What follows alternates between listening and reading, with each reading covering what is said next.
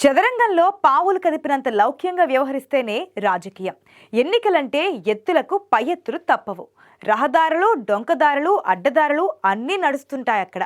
Polavaram ST reserved నియోజకవర్గంలో అదే జరుగుతుందా, లేకపోతే నిజంగా గిరిజనుల రిజర్వేషన్లకు రాజకీయం గండి కొడుతుందా?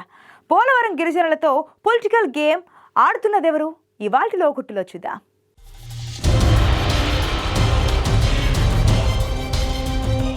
ఏలూరు జిల్లా పోలవరం ఎస్టీ రిజర్వ్డ్ నియోజకవర్గం జిల్లాలోనే పెద్ద నియోజకవర్గం. పైగా పోలవరం ప్రాజెక్టు నిర్మాణంతో దేశం చూపుని తనవైపు తిప్పుకున్న నియోజకవర్గం ఇది. అలాంటి చోట ఇప్పుడు తీవ్ర వివాదాస్పదంగా మారుతున్నాయి రాజకీయాలు. ఇక్కడ అత్యధికంగా ఉన్న గిరిజన, కొండరెడ్డి, ఆదివాసీ తెగలుంటే ఆ వర్గం నుంచి వారి కష్టసుఖాలు తెలిసిన నేతలు ఎమ్మెల్యేలుగా ఎన్నిక కావాలి. కానీ రిజర్వ్డ్ నియోజకవర్గంలో బోగస్ ఎస్టీ సర్టిఫికెట్లతో గిరిజనేతరులు తెరపైకొస్తున్నారన్న ఆరోపణలు తీవ్ర దుమారం రేపుతున్నాయి.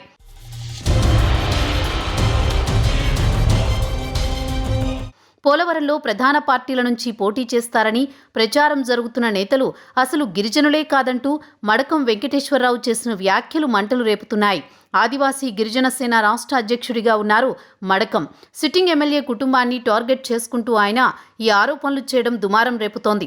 వైసీపీలో 4 సార్లు పోలవరం నియోజకవర్గ ప్రజలు ఎన్నుకున్న సిట్టింగ్ ఎమ్మెల్యే తెల్లం బాలరాజు ఈసారి పోటీ చేయడం లేదు. టీచర్గా పనిచేస్తున్న బాలరాజు సతీమణి తెల్లం రాజ్యలక్ష్మికి నియోజకవర్గ సమన్వయకర్తగా బాధ్యతలు అప్పగించింది వైసీపీ అధిష్టానం. ప్రజా వ్యతిరేకత వల్లే బాలరాజుకు ఈసారి వైసీపీ సీటు ఇవ్వడం లేదంటూ తొలుత ప్రచారం జరిగింది. అయితే అదంతా దుష్ప్రచారమేనని ఖండిస్తూ తన భార్యకు టికెట్ తెచ్చుకున్నారు సిట్టింగ్ ఎమ్మెల్యే. అయితే ఇప్పుడు మళ్లీ బాలరాజు కుటుంబాన్ని మరో వివాదం చుట్టుముట్టింది.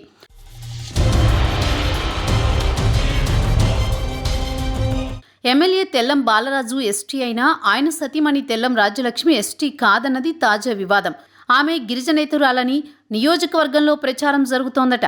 ఆదివాసీ గిరిజన సేన అధ్యక్షుడు మడకం వెంకటేశ్వరరావు మీడియా సాక్షిగా దీనిపై బహిరంగ ఆరోపణలకు దిగుతున్నారు. తెల్లం రాజ్యలక్ష్మి శెట్టిబరిజ సామాజిక వర్గానికి చెందిన కుక్కల సుబ్బారావు కూతురని, అలాంటప్పుడు ఆమె బీసీ అవుతుంది కానీ ఎస్టీ ఎలా అవుతుందని ప్రశ్నిస్తున్నారట మడకం. అవసరమైతే ఈ విషయంపై న్యాయస్థానంలో పిటిషన్ కూడా వేస్తామని అంటున్నారాయన. గిరిజనేతరులకు ఎస్టీ రిజర్వ్డ్ నియోజకవర్గంలో సీటు ఇచ్చిన వైసీపీ అధిష్టానం రాజ్యలక్ష్మికి కాకుండా నిజమైన ఎస్టీలకి టికెట్ ఇచ్చి గిరిజనులకు న్యాయం చేయాలని కోరుతున్నారట.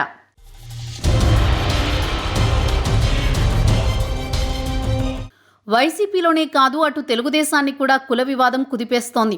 ఎస్టీలకు అన్యాయం జరిగేలా గిరిజనేతరులకు టికెట్ ఇచ్చేందుకు ఆ పార్టీ సిద్ధమైందన్న ప్రచారం జరుగుతోంది. ప్రస్తుతం పోలవరం టీడీపీ ఇన్ఛార్జిగా ఉన్న బొరగం శ్రీనివాస్ గత ఎన్నికల్లో అసెంబ్లీకి పోటీ చేశారు. ఆయన కూడా ఎస్టీ కాదని ఆరోపణలు చేస్తున్నారు మడకం వెంకటేశ్వరరావు. గిరిజనుల రిజర్వేషన్లు, ఉద్యోగాలు, భూములు, పథకాలే కాదు వారి రాజకీయ హక్కు కూడా దోపిడీకి గురవుతోందని గిరిజన సంఘాలు గుర్రుమంటున్నాయి. రాజకీయ పార్టీలే అసలైన గిరిజనులకు అన్యాయం చేస్తున్నాయని గిరిజన సంఘాలు ఆగ్రహంతో ఉన్నాయి.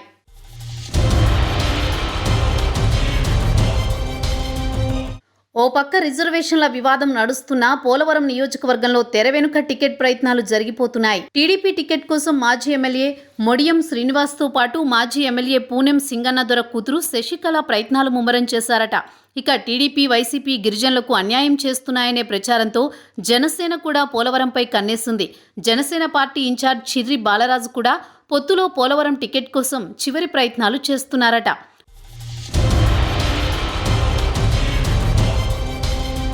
మొత్తానికి మారుమూలన ఉన్న ఎస్టీ రిజర్వ్డ్ నియోజకవర్గంలో కూడా వివాదాలు వేడి పార్టీలను ఉక్కిరిబిక్కిరి చేస్తోంది.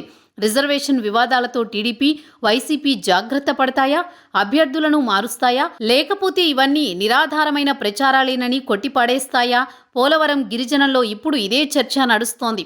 అసలు కుల ధృవీకరణ పత్రాలు వాస్తవమో కాదో ధృవీకరించుకోకుండా పార్టీలు అభ్యర్థులను ఎలా ప్రకటిస్తాయనేది పెరుమాళ్లకే ఎరుక.